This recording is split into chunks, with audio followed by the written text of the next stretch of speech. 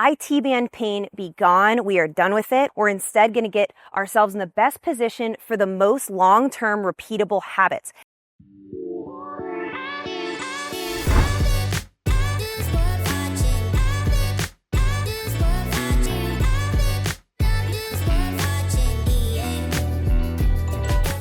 Hey guys, welcome back to the channel. Today we're talking about IT band syndrome. I'm actually shocked I haven't done a video on this before, but rest assured we are covering it all today.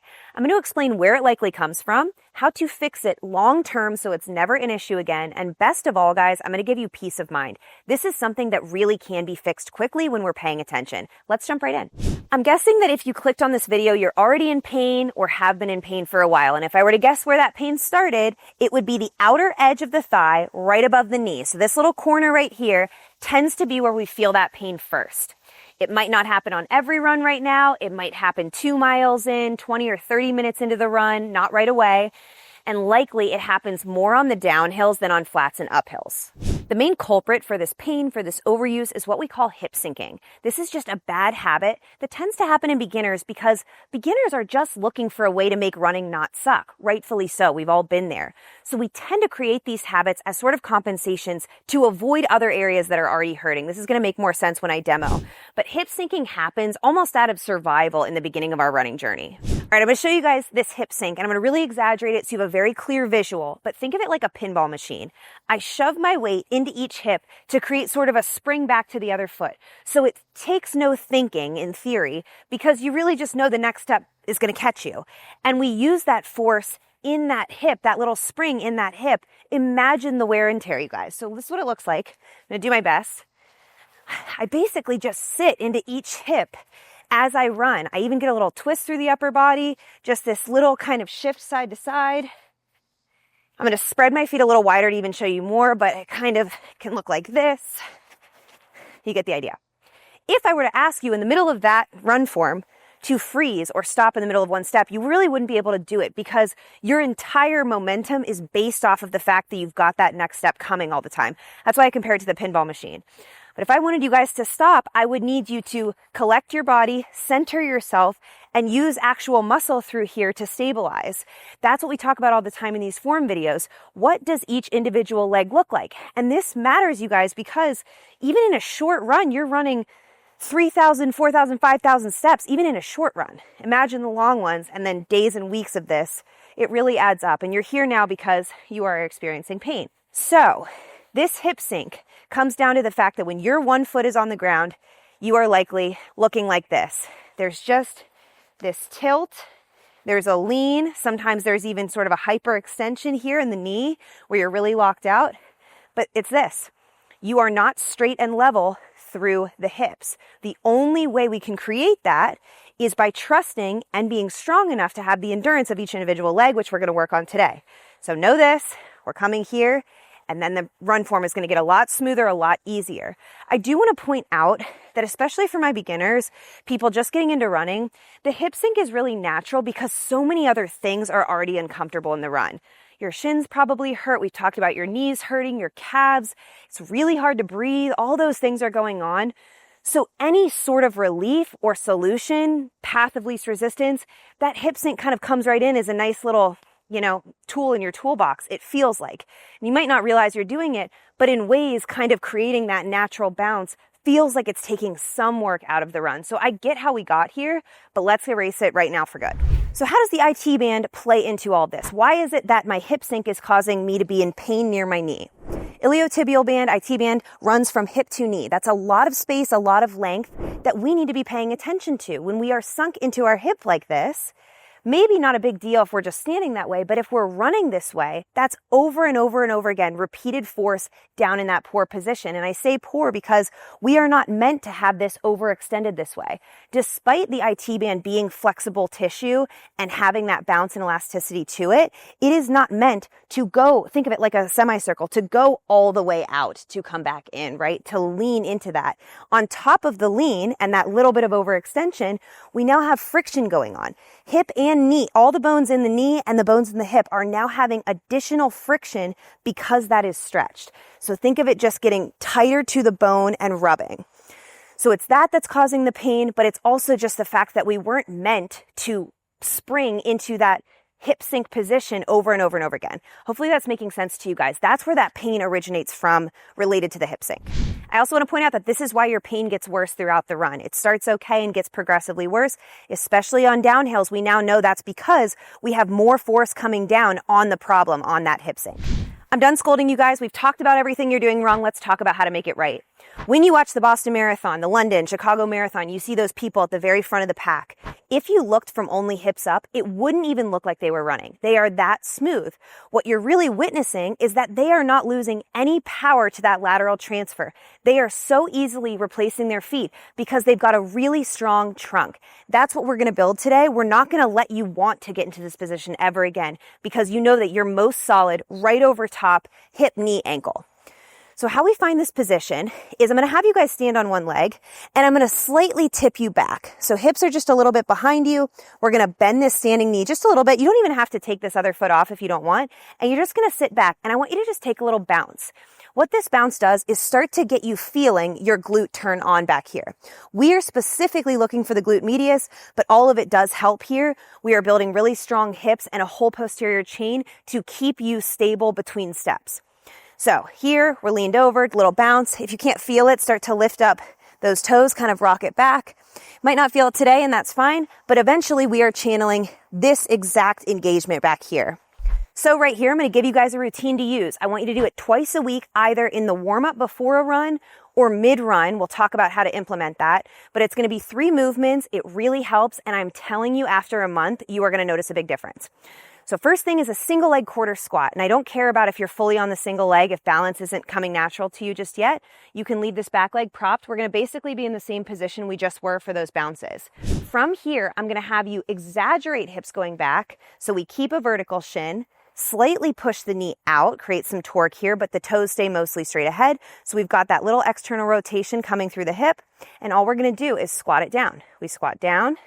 And we stand it up. And we stand it up by pushing our hips forward. On the way down, again, I don't need to have this all the way off if I'm not ready. I am feeling a more exaggerated version of that little bounce we just found together. So I go down and I push it up. Down, I want to feel the corner of that glute work, and then I push it up. And I am really digging into that standing heel. In this routine, I want you guys to do 10 of these per leg. Next up, we make things a little bit harder with a single leg broad jump. We go to that same starting position, a little bit back with those hips. That's going to give us our power in our trunk to get us propelled forward in a jump. I don't need you guys to go far in this jump. I just need you to have some sort of distance to cover so that on that landing, you find your glute squeeze. Okay, so what I do is I find a little lean back. Again, if I need this foot, that's fine. Arms go back. I'm just going to take the tiniest hop forward where I actually clear the air, and then I find that same position I just landed in. I am not landing on my toe. So I go here, I'll show you with the foot off, little land, stick it, and then I don't care if you stand up and reset every time. Here, jump. I want you guys to pretend like your foot is cut off at the ankle. The only reason I travel from A to B is because of my hips, because of my glutes. So from the side, it looks like this.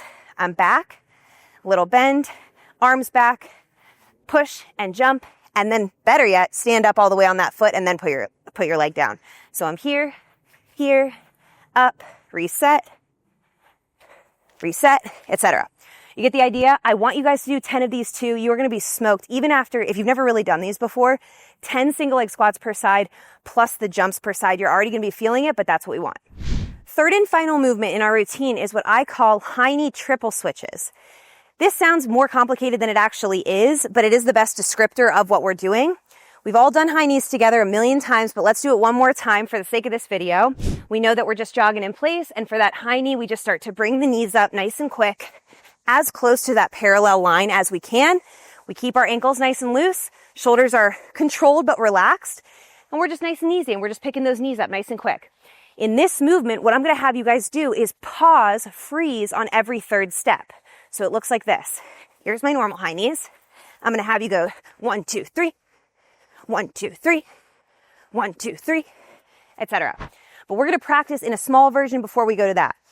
So if you're up for it, let's stand up together and let's go easy jog. And I'm going to have you guys try the triple switches just in this nice low position. Here we go.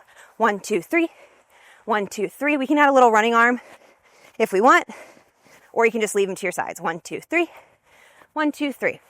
One thing I want to mention, as you get comfortable in that position of that freeze, feel free to keep straightening upright again. I want you guys to stay leaned over in the beginning just to feel that glute turn on, to really understand, okay, this is working. But once you really understand when it's on or off, you can come right back up. This is just the best way to find it. So it's not that I want you to do everything leaned over. It's just that I want you to use that until you don't need it anymore. Then you can keep a light bend here and then be mostly upright, still using the glute.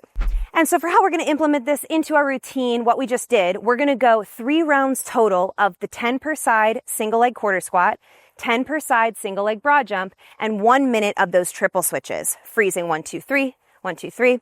3 rounds total, twice a week. I do not care where you put them in the workout. For example, say you have a 45-minute run on a Tuesday, you could do 2 of the rounds as part of your warm-up. Remember, it's a good thing to get the heart rate up before you go run, especially if you wanted to run faster.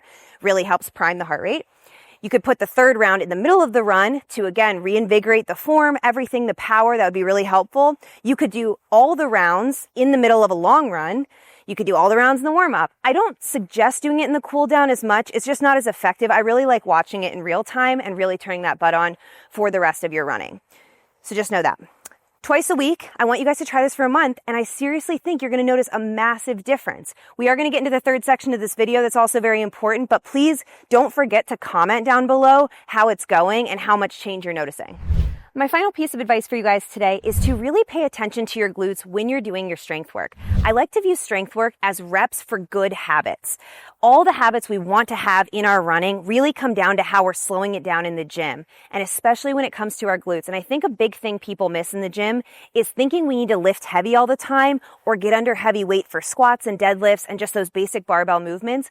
I find a lot of really great work to be done in simple body weight and or banded movements. I did a video on glute strength already. I think it was a month or maybe 2 months ago. I have it on the YouTube channel. I'll have it linked here for you guys as well. 4 movements in there, and that's a great routine to use to help supplement that glute strength. If you are dealing with other hip pain issues, hip flexor we've talked about before, any sort of a tendonitis, bursitis, that kind of thing, glute medius really helps. When it is strong, it is stable, and it can last forever. So all the things you're practicing in that routine we did today will feel so much more second nature, so much easier. You won't be sore from it as much if those glutes are constantly being conditioned. You can never do too much really when it comes to the glutes because they affect so many things. And one final reminder, you guys, where it hurts is not usually the source of the issue.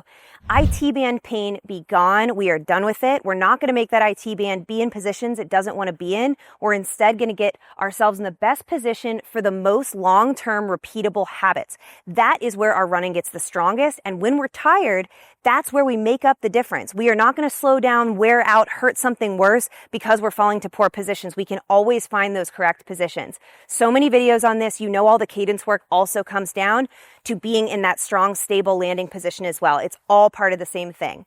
If you are struggling with this or any other aches and pains, especially those of you who are embarking on the running journey, I want you to know how normal it is.